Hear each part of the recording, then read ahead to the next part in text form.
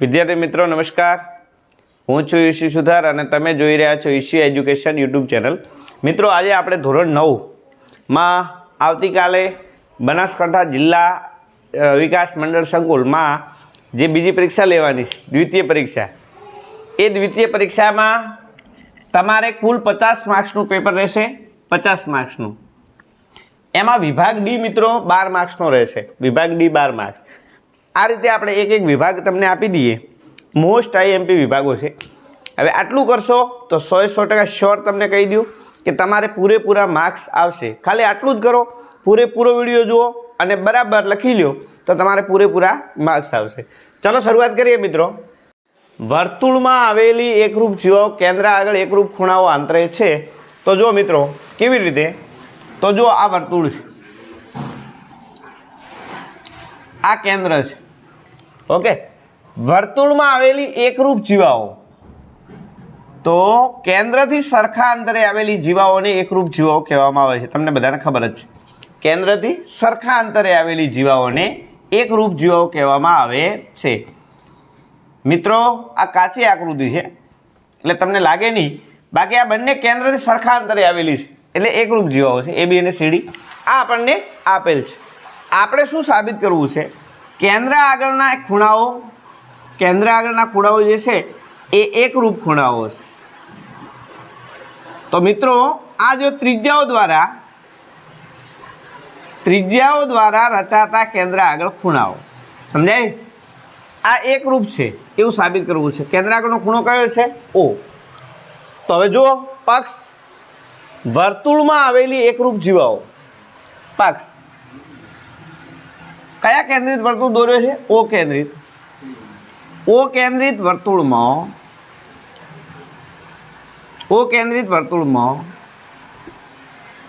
AB અને CD એકરૂપ જીવાઓ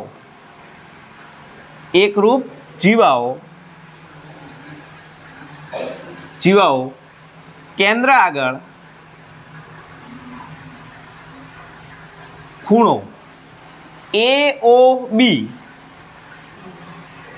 અને ખૂણો COD આંતરે છે. સમજાય છે ને? વર્તુળમાં જે બે જીવાઓ છે AB અને CD એ એકરૂપ જીવાઓ છે અને કેન્દ્ર આગળ AOCB અને COD આ બે ખૂણાઓ આંતરે છે. ઓકે, આ બંને કેન્દ્ર આગળના ખૂણાઓ એકરૂપ છે એવું આપણે સાબિત કરવું છે. એકરૂપ છે તો આપણે લખીએ સાધ્યમાં શું આવશે? ખૂણો AOB એકરૂપ ખૂણો COD. ઓકે, કેન્દ્ર આગળના ખૂણાઓ એકરૂપ છે. એકદમ ઇઝી પ્રમેય છે, ઇઝી રીતે શીખી લેવાયું છે. જો કે 2 મિનિટમાં તમને આ પ્રમેય પૂરું થઈ જશે. કેવી રીતે? તો ત્રીજું છે પ્રમેયનું અંગ છે સાબિતી. સાબિતીની શરૂઆત હંમેશા પક્ષથી થાય. તો આપણે કરીએ શરૂઆત. આકૃતિમાં સમજ્યા છો? એ વર્તુળ O કેન્દ્રિત વર્તુળ આપેલું છે, એમાં AB અને CD જીવાઓ આપેલી છે. તમને બધાને ખબર જ છે, વર્તુળ ચેપ્ટર ભણ્યા છો કે કેન્દ્રથી સરખા અંતરે આવેલી જીવાઓ હંમેશા એકરૂપ હોય. આ AO અને OB, OC અને OD આ શું છે? ત્રિજ્યાઓ. આ કયા ખૂણા બન્યા? કેન્દ્ર આગળના ખૂણા. કોના દ્વારા આંતર્યા? જીવાઓ દ્વારા આંતર્યા છે. ઓકે, આ બંને ખૂણાઓ એકરૂપ છે એવું આપણે સાબિત કરવાનું છે. ચલો શરૂઆત કરીએ સાબિતીની. O કેન્દ્રિત વર્તુળમાં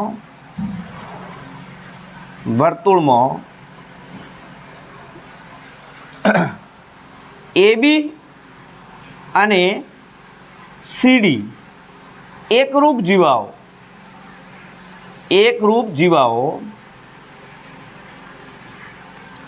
કેન્દ્ર આગળ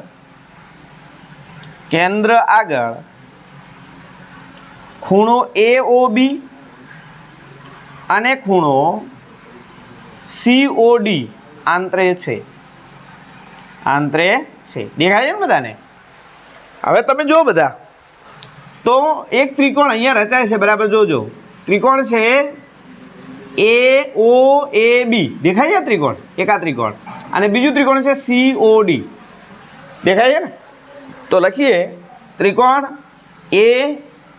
OB માં OAB અને ત્રિકોણ બીજું ત્રિકોણ કયું છે OCD માં જોઈ લો. હવે જો બંને ત્રિકોણને આપણે શું કરીએ સરખાઈએ, બે ત્રિકોણો વચ્ચેની કોઈ સંગતતા લઈએ અને એ સંગતતા એકરૂપતા થાય તો બંને ત્રિકોણો કેવા બને એકરૂપ. સમજાય ને? ચલો આ બંને ત્રિકોણોમાં AB અને CD એકરૂપ છે. ચલો AB એકરૂપ CD શા માટે બોલો? રેખાખંડ AB એકરૂપ રેખાખંડ CD શા માટે? કારણ લખો અહીંયા. શા માટે? તો બંને જીવાઓ છે, જીવાઓ પણ કેવી આપેલી છે એકરૂપ જીવાઓ આપી છે ને. તો અહીંયા લખીએ એકરૂપ જીવાઓ, એકરૂપ જીવાઓ. ક્લિયર? સમજાય છે? હવે તમે જુઓ તો OA અને OD એકરૂપ છે શા માટે બોલો? OA શું છે? તો OA શું છે? ત્રિજ્યા. અને DOA શું છે? ત્રિજ્યા. બંને ત્રિજ્યાઓ છે, ત્રિજ્યાઓ છે ને. ત્રિજ્યાઓ કેવી હોય?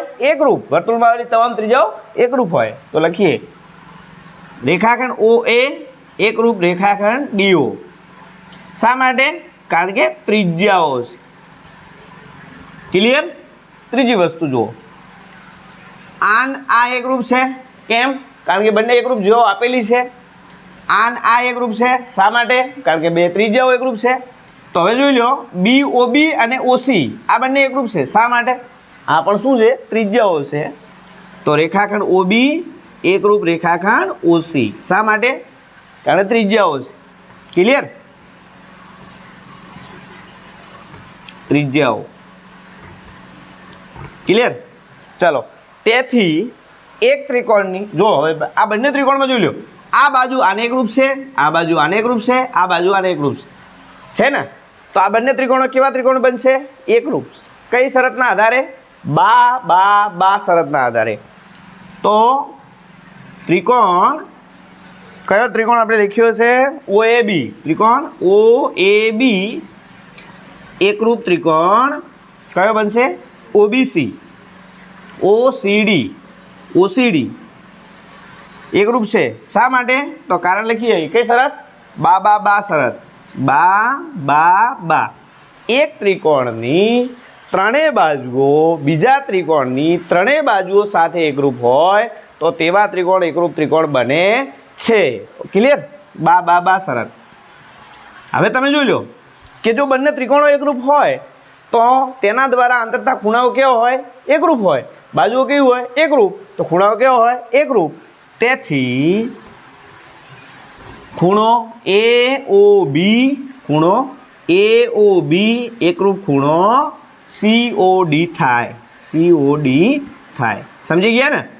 કેટલું ઈઝી પ્રમેય છે, સરળ છે. હા એકદમ ઈઝી. 2 વખત 3 વખત જોઈ લ્યો તો 100% આવડી જશે. લખી દો અને તમારે સોમવારે લખવાનું જ છે. ચલો મિત્રો, હવે વિભાગ ડીમાં તમારે 2 પ્રમેય, કેટલા પ્રમેય? 2 અને 1 રચના 3, 4 તારી 12 માર્ક્સ. ક્લિયર? એક તમારે એક્સ્ટ્રા વધારાની વસ્તુ છે, એક પ્રમેય વધારે છે. હવે તમારે શું કરવાનું છે જોઈ લો. તો રચના જ્યારે પૂછાય ત્યારે તમારે 11.1 અને 11.2 આ બંને સ્વાધ્યાયની બધી જ રચનાઓ તમને આવડતી હોવી જોઈએ. બરાબર? આ રચના હું કરાવું છું, ફટાફટ જોઈ અને કોમેન્ટ બોક્સમાં જઈ અને 11.1 અને 11.2 ના આવડતી હોય એટલી રચનાઓ તમે કોમેન્ટ કરો, એટલી રચનાઓ હું તમને અહીંયા મૂકી દઉં. હવે જો અહીંયા આપણે કાચી રચના લઈએ, તમને ક્લિયર આવડી જશે. અહીંયા આપણે રચના દોરીએ અને અહીંયા રચનાના મુદ્દા લખીએ. રચનાના મુદ્દા ધ્યાન રાખજો કે જેવું આપણે કામ કરતા હોય એ કામ આપણે લખતા જવાનું છે. તો પહેલું શું કરવાનું છે? એક ત્રિકોણ એવો રચવાનો છે કે જેનો એક ખૂણો 60 અંશનો થાય અને બીજો ખૂણો 45 અંશનો થાય. ક્લિયર? અને ત્રણેય બાજુઓનો સરવાળો 10 સેમી થાય. આવો ત્રિકોણ આપણે રચવો છે. બે ખૂણાઓ એક 60નો મળવો જોઈએ, એક 45નો મળવો જોઈએ અને ત્રણેય બાજુઓનો સરવાળો 10 સેમી થવો જોઈએ. તો શું કરશો? તો પહેલાં તમે એક રેખાખંડ દોરી દો જેનું નામ તમે ABC સિવાય કોઈ પણ નામ આપી દીજો. ABC સિવાય કેટલા સેમીનો દોરી દો? 10 સેમીનો. 10 સેમીનો એક રેખાખંડ દોરો જેનું નામ એબીસી સિવાય કોઈ પણ નામ આપી શકો તો આપણે નામ આપી દઈએ XY. કેટલા સેમી દોર્યો? 10 સેમી. રેડી? રેખાખંડ XY દોર્યો જેથી XY બરાબર 10 સેમી થાય. ઓકે, સમજી ગયા? ચલો હવે શું કરશું? તો હવે અહીંયા બી ખૂણો 60નો અને સી ખૂણો 45નો. આપણે એક્સ ખૂણો લખીએ 60નો અને વાય ખૂણો કરીએ 45નો. કેવી રીતે? તો તમે પરિકર લ્યો, આવી રીતે પરિકર છે, ઓ મૂકો, પછી હવે અર્ધવર્તુળ ચાપ લગાવો. શું લગાવો? અર્ધવર્તુળ ચાપ. આ રીતે તમે અર્ધવર્તુળ ચાપ લગાવો. રેડી? ચલો હવે ચાપનું માપ બદલવાનું નથી. અર્ધવર્તુળ ચાપ લગાવ્યા પછી ચાપ અને રેખાખંડ છેદે ત્યાંથી એક ચાપ લગાવો. ક્લિયર? સમજાય છે ને? ઓ કેવી રીતે આવ્યું? તો આ ચાપ, આ વર્તુળ, એને અહીંયાથી કેન્દ્ર લઈ, એક્સને કેન્દ્ર લઈ અર્ધવર્તુળ ચાપ લગાવ્યો. દેખાય છે ને? હવે ચાપ અને રેખાખંડ છેદે છે ત્યાંથી એક ચાપ લગાવ્યો. આ બંને ચાપ છેદે છે ત્યાંથી એક કિરણ દોરો. દોર્યું? જેનું નામ શું આપો? એક્સ વાય લખ્યા, એક્સ ઝેડ લખો, જે લખો એ લખી દીજો, એક્સ ઝેડ. ક્લિયર? હવે આ કેટલા અંશનો ખૂણો થયો? તો કોણ માપક ઉઠાવો, માપી લ્યો. કેટલા અંશનો થશે? એક્ઝેક્ટ 60 માપનો. રેડી? વાર્તા પૂરી? હાલો હવે વાય આવતા રહો. તો વાયને કેન્દ્ર લઈ એક અર્ધવર્તુળ ચાપ લગાવો. લગાવ્યો? ચાલો હવે આપણે ચાપ અને રેખાખંડ છેદે ત્યાંથી એક ચાપ, ચાપ અને રેખાખંડ છેદે તે બીજું ચાપ. રેડી? આ કેટલા અંશનું છે? 60. આ કેટલા અંશનું છે? 120 અંશ. સમજાય છે? એક વખત અર્ધવર્તુળ ચાપ લગાવ્યા પછી ચાપનું માપ બદલવાનું નથી. ચાલો હવે આપણે 90 અંશ, પહેલા 45 અંશનો દોરવો છે ને? કેટલા અંશનો? 45. તો પહેલા આપણે દોરીએ 90નો. કેવી રીતે? તો એ ચાપથી ઉપર ચાપ લગાવો, ચાપથી ઉપર ચાપ લગાવો. ક્લિયર? આમાંથી પસાર થતો ત્રુટક રેખા દ્વારા એક કિરણ દોરી દો.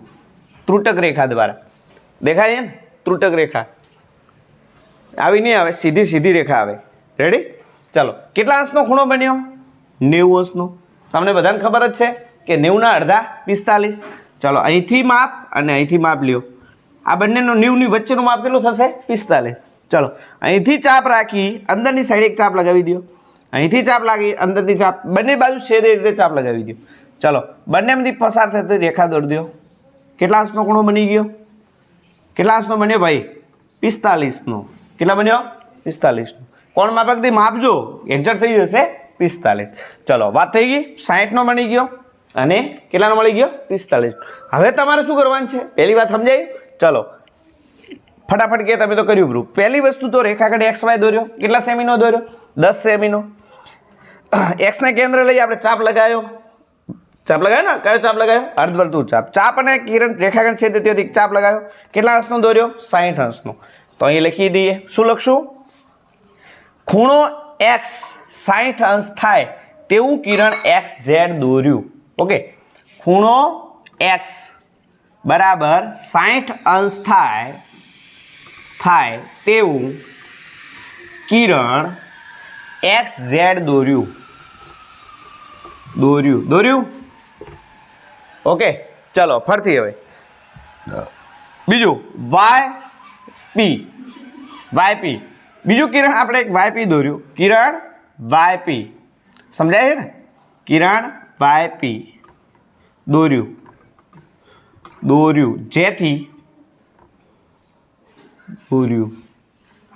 જેથી ખૂણો Y 45 અંશ થાય. સમજી ગયા? ઓકે, હવે તમારે શું કરવાનું છે? હા, ઇઝી વસ્તુ છે. આપણું જે ABC ત્રિકોણ છે એ વચ્ચે રચાવાનું છે. બરાબર? તમે ચિંતા ન કરતા. પહેલાં તમારે શું કરવું છે? ABC ત્રિકોણ દોરવો છે ને, તો તમારે ABC સિવાય માપ લઈ લેવાનું, નામ આપી દેવાના.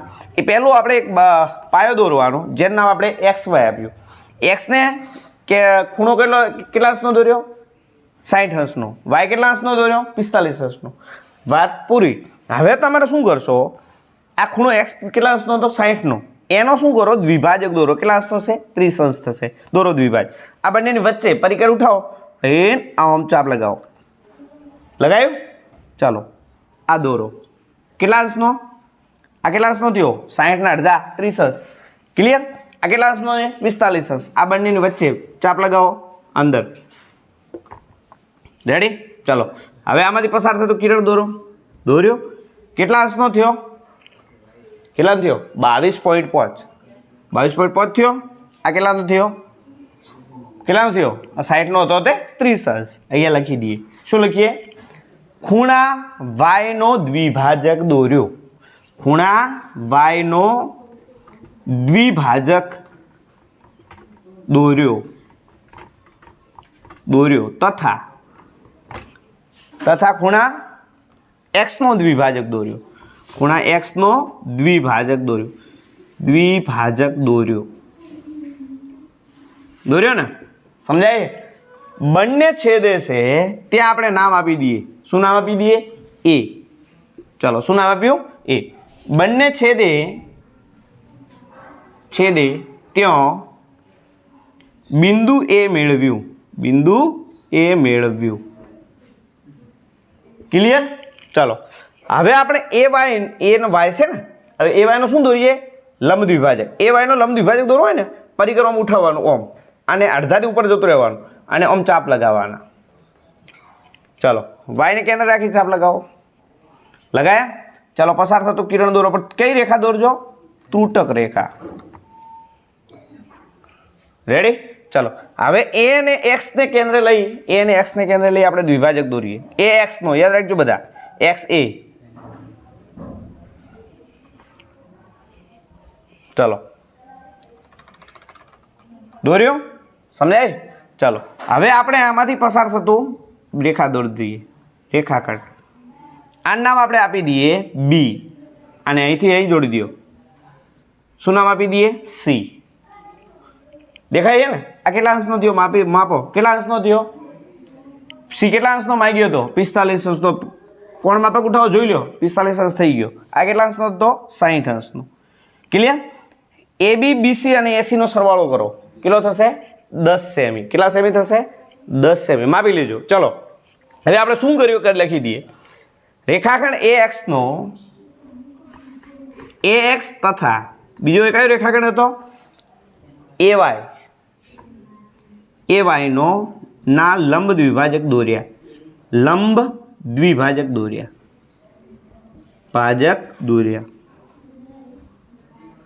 ક્લિયર? આમ ત્રિકોણ ABC ની રચના થઈ. ત્રિકોણ ABC ની રચના કરી. હવે આપણે જવાબ લખી દેવાનો છે. ખૂણો બી કેટલા અંશનો? ખૂણો બી 60 અંશ. ખૂણો સી કેટલા અંશ? 45 અંશ. માપીને લખજો બધા. માપી દેજો. 45 અંશ. અને AB plus BC plus AC કેટલા મળશે?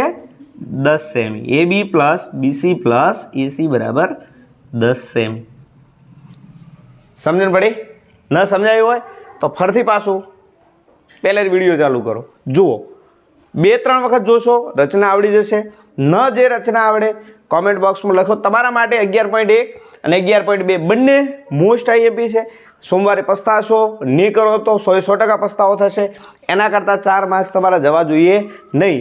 3 વિભાગ સીમાં પૂછાશે અને વિભાગ ડીમાં પૂછાશે. એટલે કોમેન્ટ બોક્સમાં જઈને કરો કે આ રચના, આ નંબરની રચના મને શીખવાડો, તો હું તમને તરત જ વિડીયો મૂકીશ. સાબિત કરો કે લંબચોરસનો દરેક ખૂણો કાટખૂણો હોય છે. જો મિત્રો, લંબચોરસ પણ સમાંતર બાજુ ચતુષ્કોણ છે. યાદ રાખજો, લંબચોરસ પણ સમાંતર બાજુ ચતુષ્કોણ છે. ચલો આ ABCD ચતુષ્કોણમાં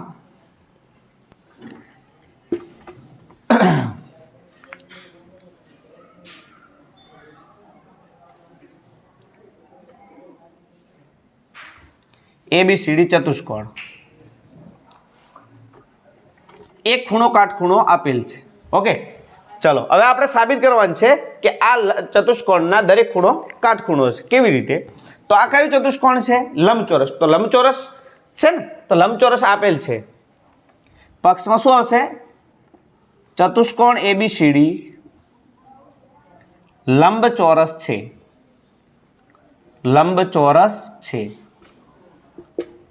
ક્લિયર? ચલો હવે સાધ્યમાં શું આવશે? ચતુષ્કોણ એબીસીડી નો દરેક ખૂણો કાટખૂણો હોય છે. લંબચોરસ એબીસીડી નો દરેક ખૂણો કાટખૂણો હોય છે. કાટખૂણો હોય છે. ખૂણો હોય છે. ક્લિયર? સમજાય છે? ચલો હવે આ લંબચોરસ છે એટલે કયું ચતુષ્કોણ છે? સમાંતર બાજુ ચતુષ્કોણ. સમાંતર બાજુ ચતુષ્કોણમાં એડી અને બીસી સમાંતર રેખાઓ, રેખા એડી અને રેખા બીસી ની છેદિકા કોણ છે? એબી છે ને? જોઈ લો, એડી અને બીસી ની છેદિકા કોણ છે? એબી. એબી એટલે આ કયા ખૂણા બન્યા? અંતઃકોણો. અંતઃકોણો કેવા હોય? પૂરક હોય છે. સમાંતર બાજુ એબીસીડીમાં એબી સમાંતર સીડી ની છેદિકા એડી સમાંતર બીસી ની છેદિકા કઈ થશે? એબી છે. તેથી ખૂણો એ અને ખૂણો બી પૂરક છે. કેમ પૂરક છે? કારણ કે અંતઃકોણો છે. અંતઃકોણો કેવા હોય? પૂરક. ખૂણો એ પ્લસ ખૂણો બી બરાબર 180 અંતઃકોણો. સમજાય? એ કેટલાનો? ખબર નથી. બી કેટલાનો? 90 નો બરાબર 180. 90 પ્લસ છે બરાબર ની સાઈડ જાય શું થઈ જશે? માઇનસ. તો 180 માઇનસ 90 તો ખૂણો એ કેટલાનો થશે? 90 નો થશે ને? ક્લિયર? ચલો સમાંતર બાજુ ચતુષ્કોણના સામસામેના ખૂણા એકરૂપ હોય. એ 90 નો તો સી કેટલાનો થશે? ખૂણો એ એકરૂપ ખૂણો સી. ક્લિયર? એ બરાબર 90 તો ખૂણો સી બરાબર 90. ચલો ખૂણો બી અને ખૂણો ડી એકરૂપ હોય છે. ખૂણો બી એકરૂપ ખૂણો ડી. ખૂણો બી કેટલાનો? 90 નો તો ખૂણો ડી પણ કેટલાનો? 90 નો. સમજાય? એટલે કે લંબચોરસના દરેક ખૂણા કાટખૂણા હોય છે.